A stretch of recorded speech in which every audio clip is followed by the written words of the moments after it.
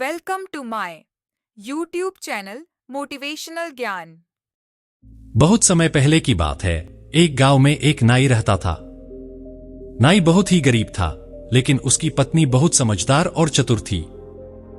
दोनों मेहनत से अपना जीवन यापन करते थे।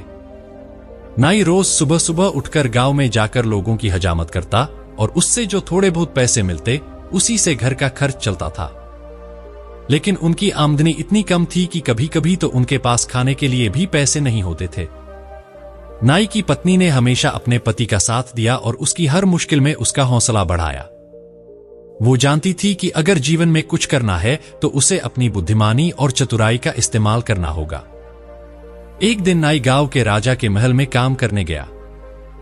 वहां राजा ने उसे अपनी दाढ़ी बनाने के लिए बुलाया था। जब नाई वहां पहुंचा तो उसने देखा कि राजा के चेहरे पर चिंता की लकीरें हैं। नाई ने सोचा कि राजा को खुश करने का एक मौका हो सकता है, इसलिए उसने साहस जुटाकर पूछा, महाराज, क्या आपको किसी बात की चिंता है? राजा ने गहरी सांस ली और कहा, मेरे राज्य में कई समस्याएं चल रही हैं। कर चोरी बढ़ रही है और लोग मेरी नीतियों से खुश नहीं हैं। मुझे समझ नहीं आ रहा कि कैसे इन समस्याओं का समाधान करूं। नाई ने राजा को शांत किया और कहा, महाराज, हर समस्या का समाधान होता है। अगर आप चाहें तो मैं और मेरी पत्नी आपको इन समस्याओं से बाहर निकाल सकते हैं। राजा ने आश्चर्य से नाई की तरफ देखा और कहा, तुम्हारी पत्नी क्या कर सकती है?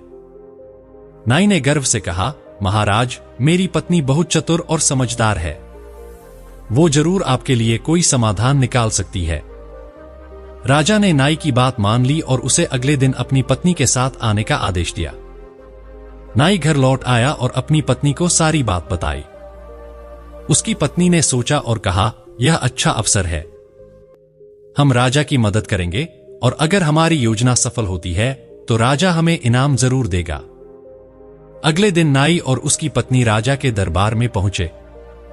नाई की पत्नी ने राजा से कहा, महाराज, मैं आपकी समस्याओं का समाधान कर सकती हूं, लेकिन इसके लिए मुझे थोड़ा समय चाहिए और कुछ नियमों का पालन करना होगा।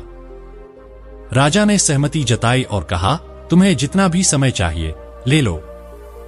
नाई की पत्नी ने सबसे पहले कर चोरी की समस्या पर ध्यान दिया। उसने राजा को सुझाव दिया, महाराज, सबसे पहले हमें राज्य के लोगों से मिलकर उनकी समस्याएं जाननी होंगी।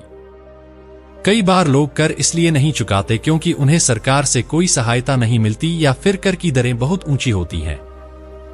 राजा ने नाई की पत्नी की बात मान ली और राज्य के प्रमुख लोगों से मुलाकात शुरू की। कुछ ही दिनों में उन्हें समझ आ गया कि कर की दरें बहुत अधिक थीं और लोग इस वजह से कर चोरी कर रहे थे।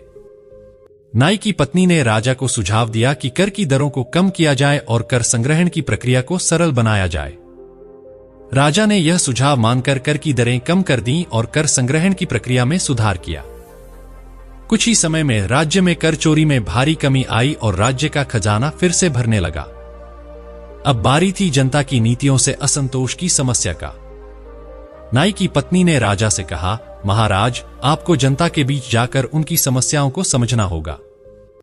अगर आप केवल दरबार में बैठकर शासन करेंगे तो जनता आपसे दूरी बना लेगी।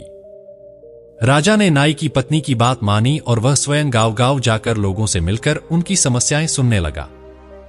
राजा को पता चला कि राज्य के कई हिस्सों में पानी की कमी है और किसान अपनी फसलों के लिए संघर्ष कर रहे हैं।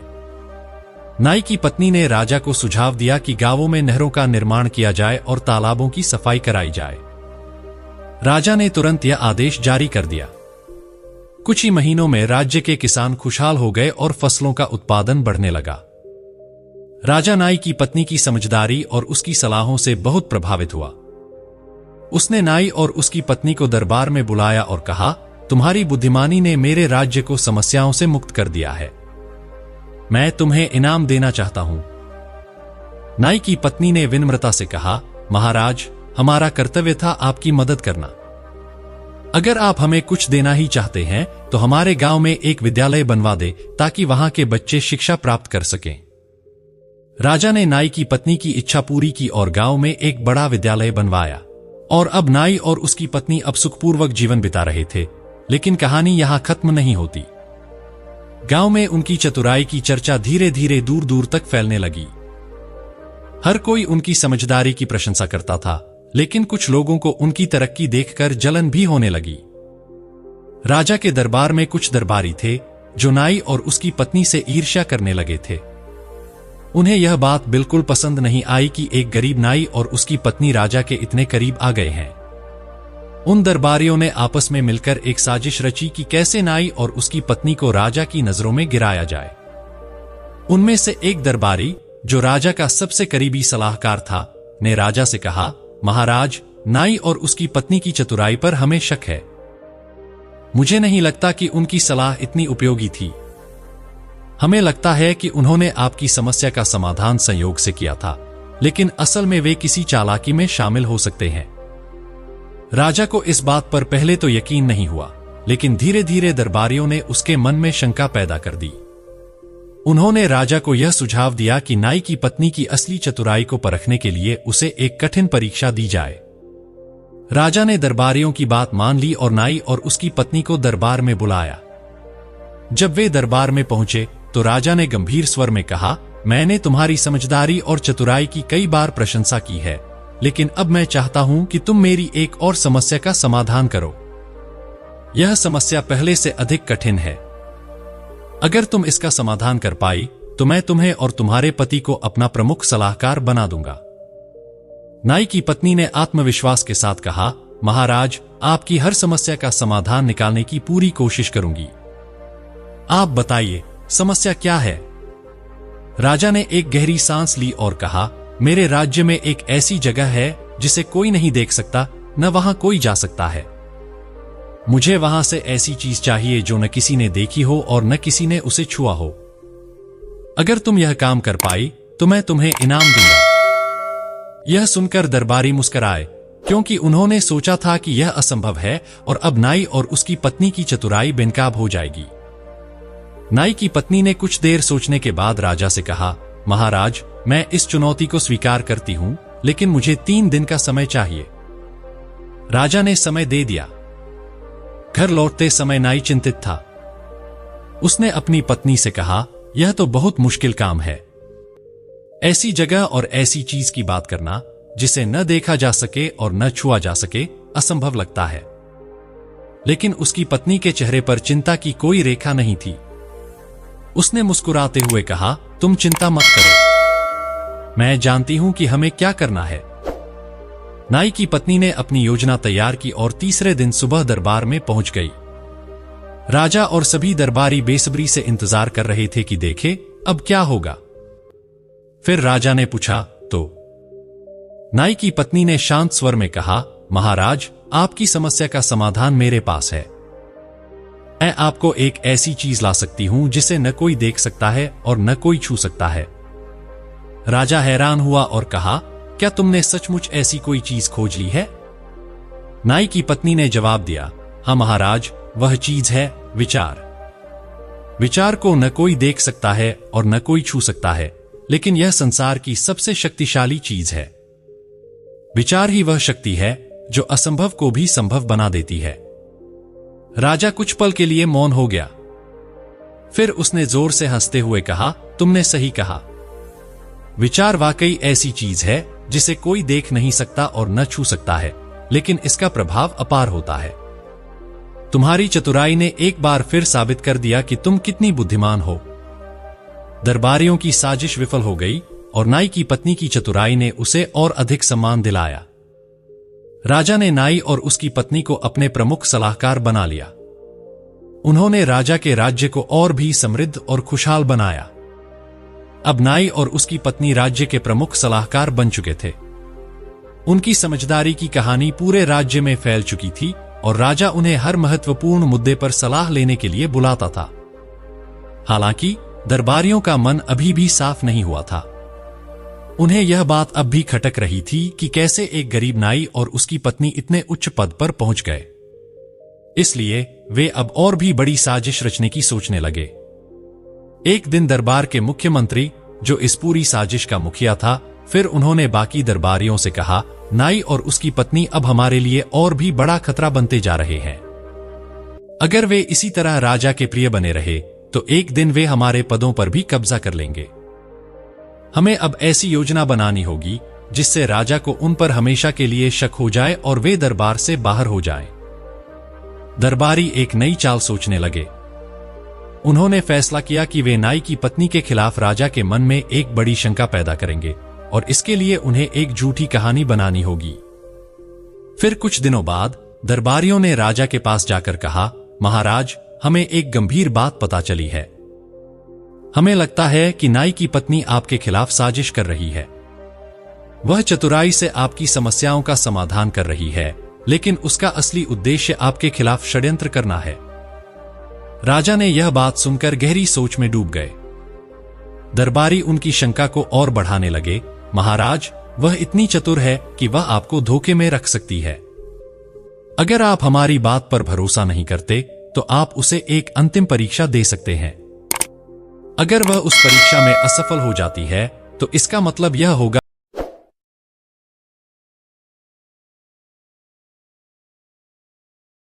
होगा कि वह सचमुच एक धोखेबाज है। राजा को दरबारियों की बातों पर विश्वास होने लगा, लेकिन उन्होंने तय किया कि नाई की पत्नी को एक और कठिन परीक्षा देंगे ताकि सच सामने आ सके। राजा ने नाई और उसकी पत्नी को फिर से दरबार में बुलाया। इस बार राजा का चेहरा गंभीर था और दरबारी खुशी से मुस्कुरा रहे थे।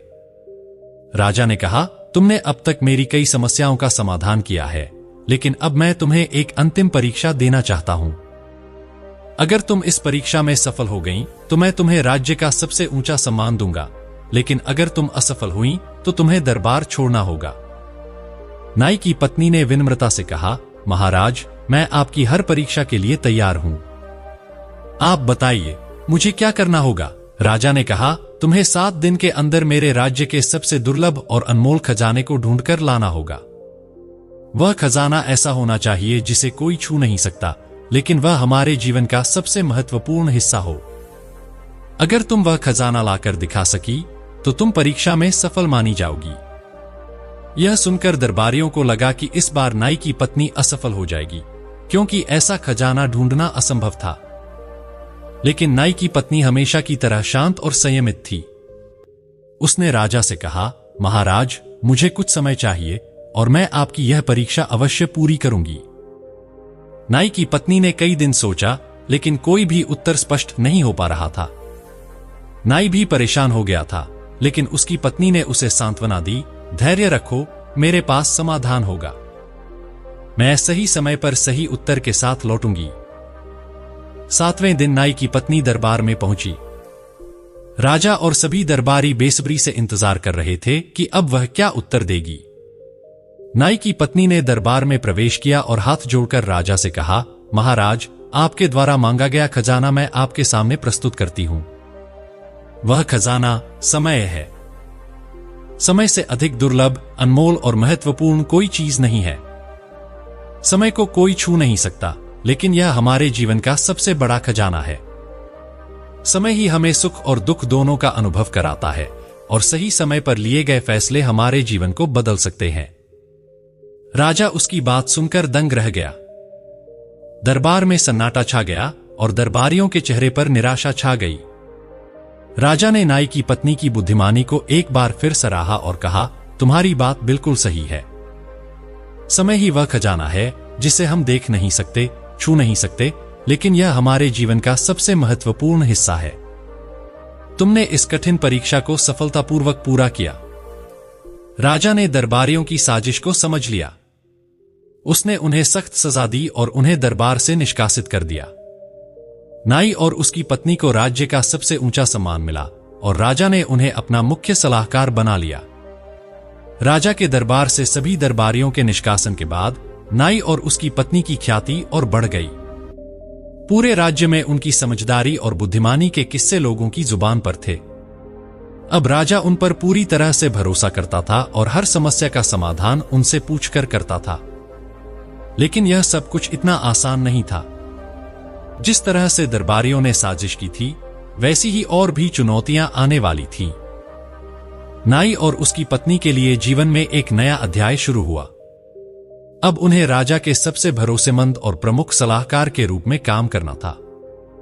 राज्य में शांति और समृद्धि बनाए रखना उनके लिए सबसे बड़ा काम था। राजा ने उन्हें राज्य के प्रबंधन का भी कुछ हिस्सा सौंप दिया था, ताकि वे अपनी बुद्धिमानी से राज्य को और भी बेहतर बना सकें। लेकिन राज्य के बाहर एक और खतरा मंडरा रहा था। पड़ोसी राज्य का राजा, जो हमेशा से इस राज्य की संपत्ति और समृद्धि पर नजर रखता था, अब हमले की योजना बना रहा था। वह सोचता था कि यदि वह इस राज्य को जीत लेता है तो उसकी सत्ता और भी मजबूत हो जाएगी। एक दिन पड़ोसी राज्य से एक संदेश आया। उस राज्य के राजा ने युद्ध की धमकी दी थी। उसने कहा, अगर तुम्हारा राज्य मेरी शर्तें नहीं मानता तो मैं तुम्हारे राज्य पर हमला कर दूंगा और उसे बर्बाद कर दूंगा। राजा ने यह संदेश सुनते ही तुरंत अपने दरबारियों और नाई की पत्नी को बुलाया। वह बहुत चिंतित था और बोला, हमारे राज्य की शांति खतरे में है। पड़ोसी राज्य के राजा ने युद्ध की धमकी दी है। मैं नहीं चाहता कि हमारे लोग युद्ध के कारण पीड़ित हों। हमें इस समस्या का समाधान निकालना होगा। नाई की पत्नी ने कुछ देर तक सोचा और फिर कहा, महाराज, युद्ध कभी भी सही समाधान नहीं होता। हमें पहले इस मुद्दे को शांतिपूर्ण तरीके से हल करने की कोशिश करनी चाहिए। अगर हम पड़ोसी राजा को बिना युद्ध के समझा सकें तो हमारे राज्य के लोग सुरक्षित रहेंगे। मुझे एक मौका दीजिए, मैं इस समस्या का हल निकालूंगी। नाई की पत्नी ने एक योजना बनाई। उसने कहा, महाराज, हमें उनके राजा के पास एक विशेष संदेश भेजना होगा। लेकिन यह संदेश शब्दों का नहीं, बल्कि हमारी शांति और समझदारी का प्रतीक होगा। उसने राजा से कहा कि राज्य की सबसे सुंदर और अनमोल चीजों का एक उपहार तैयार किया जाए। यह उपहार ऐसा होना चाहिए जो पड़ोसी राजा को हमारी सच्चाई, दोस्ती और शांति के प्रतीक के रूप में मिले। राजा ने नाई की पत्नी की बात मानी और सबसे अच्छे कलाकारों और कारीगरों को बुलाया। उन्होंने एक बेहद सुंदर और कीमती शांति चिन्ह तैयार किया, जिसे सोने, चांदी और रत्नों से सजाया गया था। इस चिन्ह पर एक संदेश भी खुदा गया था, शांति से बड़ा कोई विजय नहीं। नाई की पत्नी ने खुद इस शांति चिन्ह को लेकर पड़ोसी राज्य के राजा के दरबार में जाने का फैसला किया। राजा ने उसे पूरी सुरक्षा और सम्मान के साथ भेजा। जब वह वहां पहुंची तो पड़ोसी राजा ने उसे और उसके उपहार को देखकर आश्चर्य व्यक्त किया। नाई की पत्नी ने विनम्रतापूर्वक कहा, महाराज, हमारा राज्य युद्ध नहीं चाहता। हम शांति चाहते हैं और आपके साथ दोस्ती करना चाहते हैं। यह उपहार हमारी सच्चाई और शांति का प्रतीक है। हमें उम्मीद है कि आप भी युद्ध की बजाय शांति का मार्ग चुनेंगे। पड़ोसी राजा ने उस उपहार को ध्यान से देखा और नाई की पत्नी की समझदारी और शांति की बातों से प्रभावित हुआ। उसने कुछ देर सोचा और फिर कहा, तुम्हारी बातों में सच्चाई और बुद्धिमानी है। मुझे युद्ध नहीं चाहिए। अगर हम शांति के मार्ग पर चल सकते हैं तो मैं उसे ही चुनूंगा। नाई की पत्नी की योजना सफल हुई। पड़ोसी राजा ने युद्ध की धमकी वापस ले ली और शांति की ओर कदम बढ़ाया। दोनों राज्यों के बीच एक मित्रता का समझौता हुआ, जिससे दोनों राज्यों के लोग खुशहाल और सुरक्षित हो गए। राजा ने जब यह खबर सुनी तो वह बहुत खुश हुआ। उसने नाई और उसकी पत्नी की एक बार फिर प्रशंसा की और उन्हें राज्य का सबसे बड़ा सम्मान प्रदान किया। नाई की पत्नी की चतुराई और सफलता ने उसे दरबार में ऊंचा स्थान दिलाया था, लेकिन धीरे धीरे उसकी यह प्रतिष्ठा उसे अहंकार की ओर ले जाने लगी। अब वह हर जगह अपनी बुद्धिमानी की प्रशंसा सुनकर खुद को बाकी सभी से श्रेष्ठ समझने लगी थी। चाहे दरबार हो या घर, उसकी बात को टालना किसी के लिए संभव नहीं था। उसकी चतुराई ने उसे हर समस्या का समाधान करने में सक्षम बना दिया था, लेकिन अब वह अपने पति, नाई और अन्य दरबारियों को छोटा समझने लगी थी। एक दिन राजा ने नाई की पत्नी को बुलाकर कहा, तुम्हारी बुद्धिमानी और समझदारी ने मुझे कई कठिनाइयों से बचाया है, लेकिन अब राज्य में कुछ ऐसे फैसले लेने हैं जिनमें न केवल चतुराई बल्कि सहयोग और परामर्श की भी जरूरत होगी। मैं चाहता हूं कि तुम अपने पति और दरबार के अन्य सदस्यों के साथ मिलकर इन मुद्दों पर विचार करो। यह सुनकर नाई की पत्नी ने राजा के सामने सिर झुकाया, लेकिन मन ही मन उसे यह बात पसंद नहीं आई। वह सोचने लगी, मैं इतनी चतुर और समझदार हूं, फिर क्यों मुझे अपने पति या अन्य लोगों के साथ मिलकर काम करना चाहिए? मैं अकेले ही राज्य के सभी मुद्दों का हल निकाल सकती हूं। उसके अहंकार ने उसे इस सोच में डाल दिया कि वह अकेली ही सब कुछ कर सकती है और उसे किसी की मदद की जरूरत नहीं है। उसने राजा की सलाह को अनसुना किया और तय किया कि वह अपने फैसले खुद ही लेगी। नाई की पत्नी के अहंकार ने धीरे धीरे उसे अपने पति से भी दूर कर दिया। जहां पहले वह हर फैसले में अपने पति की सलाह लेती थी, अब वह उसे बेकार समझने लगी थी। नाई भी यह बदलाव महसूस करने लगा, लेकिन वह अपनी पत्नी से कुछ कह नहीं पा रहा था। एक दिन नाई ने अपनी पत्नी से कहा, तुम्हारी चतुराई की मैं भी बहुत इज्जत करता हूं, लेकिन हमें एक दूसरे की सलाह लेकर ही सही फैसले लेने चाहिए। हम एक दूसरे का साथ देकर ही सही निर्णय कर सकते हैं। लेकिन नाई की पत्नी ने उसकी बात को गंभीरता से नहीं लिया और कहा, मैंने हमेशा सही फैसले लिए हैं और अब मुझे किसी की सलाह की जरूरत नहीं है। मैं जानती हूं कि क्या सही है और क्या गलत। कुछ दिनों बाद राजा के दरबार में एक महत्वपूर्ण मुद्दा उठा। राज्य में पानी की कमी हो रही थी और सभी गांवों में सूखा पड़ने की संभावना थी। राजा ने नाई की पत्नी को इस समस्या का समाधान ढूंढने का काम सौंपा। नाई की पत्नी ने अपने अहंकार में आकर सोचा कि वह अकेले ही इस समस्या का हल निकाल लेगी, जबकि बाकी दरबारियों ने उसे सलाह दी कि इस मामले में राज्य के विशेषज्ञों की मदद ली जानी चाहिए। लेकिन उसने उनकी बातों को नजरअंदाज कर दिया और खुद ही एक योजना बना डाली। उसने बिना पूरी जांच पड़ताल किए राज्य के एक हिस्से में नई नहर बनाने का आदेश दे दिया। उसे यकीन था कि उसकी योजना सफल होगी, लेकिन उसने इस बात का ध्यान नहीं दिया कि उस इलाके में पहले से ही पानी के स्रोत कमजोर थे और नई नहर खोदने से वहां की जमीन और अधिक बंजर हो सकती थी। नाई की पत्नी की यह योजना बुरी तरह विफल हुई। नई नहर से न केवल पानी की समस्या हल नहीं हुई, बल्कि वहां के लोग और भी संकट में पड़ गए। उनकी फसलें बर्बाद हो गईं और राज्य में हाहाकार मच गया।